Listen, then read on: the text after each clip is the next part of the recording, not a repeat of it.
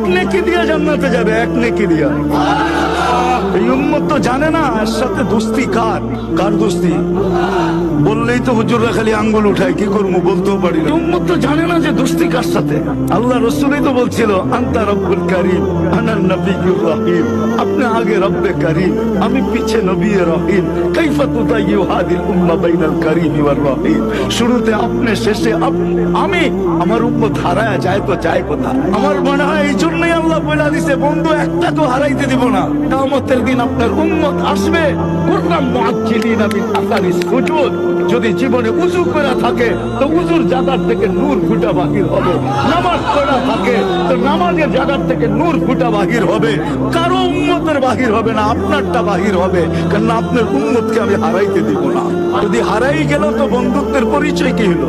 মানুষ তো মেরাজ অনেক কারণে বলে, আমি অন্য কারণে বলি। আমার